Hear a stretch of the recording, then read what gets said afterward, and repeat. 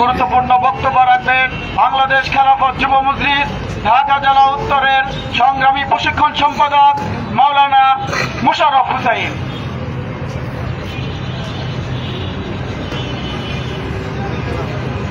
হামিদা ওয়া মুসাল্লিয়া মুসাল্লিমা আম্মা বা'দ। সুপ্রিয় উপস্থিতি, আমরা সকলেই জানি এখানে কেন উপস্থিত হয়েছি। আমি বলতে চাই, জাতিসংঘের মানবাধিকার অফিসের যে কার্যালয়, এটা কোন জায়গায় কেন স্থাপন করা হয়? যদি আমরা ঘাটাঘাটি করি তাহলে আমরা দেখতে পাবো জাতিসংঘের মানবাধিকার অফিস কার্যালয় আমেরিকায় নাই। কোথায় নাই? আমেরিকায় কিন্তু মানবাধিকার অফিসের কার্যালয় নাই। কেন নাই? তারা মনে করে তাদের দেশে মানবাধিকারের সর্বোচ্চ পর্যায়ে রয়েছে। তাহলে মানবাধিকার অফিস তারা কোথায় স্থাপন করে? যে সকল এলাকা, যে সকল দেশ সংঘাত প্রবণ এবং যেখানে মানবাধিকারের চ্যালেঞ্জ রয়েছে, তারা ওই সকল এলাকায় মানবাধিকার অফিস কার্যালয় স্থাপন করে। সুতরাং তারা বাংলাদেশের ঢাকায় মানবাধিকার অফিস কার্যালয় স্থাপন করে তারা এটা বোঝাতে চাচ্ছে যে বাংলাদেশ হচ্ছে সংঘাত প্রবণ এলাকা, বাংলাদেশ হচ্ছে মানবাধিকারের চ্যালেঞ্জপূর্ণ এলাকা।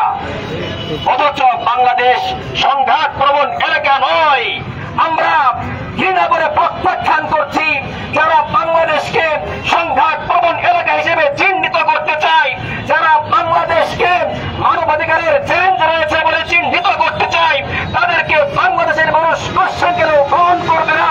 তারা যদি বাংলাদেশে এসে সমকামিতাকে প্রমোট করতে চায়, তারা যদি বাংলাদেশে মানবাধিকার অফিসের নামে নারীদেরকে রাস্তায় নামিয়ে দেয়, বেহায়াপনা সৃষ্টি করে, বাংলাদেশের মানুষ তাদেরকে ঝাড়পেটা করে ছাড়বে।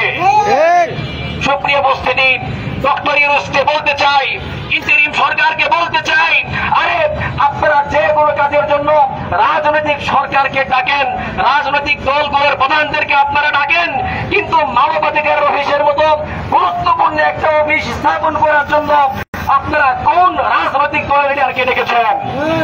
আপনারা বিপদের সময় ডাকেন, আর যখন আমেরিকার চামচামি করেন, আমেরিকার দাঁড়ি করেন, তখন রাতের আধারে কলমের খোঁচা দিয়ে আপনারা চামচামি করেন। স্পষ্ট বার্তা হচ্ছে, আমিরের মজলিসের স্পষ্ট ঘোষণা, 3 দিনের মেহমান হয়ে আপনারা বাংলাদেশের ইন্টারিম সরকারের দায়িত্ব গ্রহণ করেছেন। তাড়াতাড়ি মেহমানখানা ছেড়ে 3 দিনের ভিতরে আপনারা নির্বাচনের দায়িত্ব শেষ করে তাড়াতাড়ি আপনারা নির্বাচিত সরকারের হাতে বাংলাদেশের দায়িত্ব হস্তান্তর করবেন। বাংলাদেশের এই নিরাপত্তা নিয়ে, বাংলাদেশের অস্তিত্ব নিয়ে যারা ছিনিমিনি খেলবে, ওই স্বৈরাচার হাসিনার মতো ইন্টারিম সরকারের হয়ে ছাড়বে, ঠিক কিনা? এই বলে আমি আমার বক্তব্য শেষ করছি। সুতরাং বাংলাদেশে আমাদেরকে অবশ্যই খুবই অ্যালার্ট থাকতে হবে, সতর্ক থাকতে হবে, যাতে বাংলাদেশের অস্তিত্ব কোনোভাবেই হুমকির মুখে না পড়ে। ওমা আলাইহা ইল্লাল বালাগ। নারায়ে তাকবীর, আল্লাহু আকবার। নারায়ে তাকবীর, আল্লাহু আকবার। তন্ত্রমন্ত্রের দিন শেষ, বাংলাদেশ খোদার আকাশ, খোদার জমিন, খোদার দিন।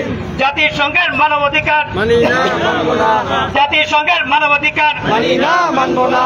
গাজায় যখন আমার ভাই নিহত হয়, মানবাধিকার কোথায় যায়? এই মানবাধিকার কোথায় যায়? গাজায় যখন হামলা হয়, মানবাধিকার কোথায় যায়? মায়ানমারে হামলা হয়, মানবাধিকার কোথায় যায়? মায়ানমারের মুসলমান শহীদ হয়, নারে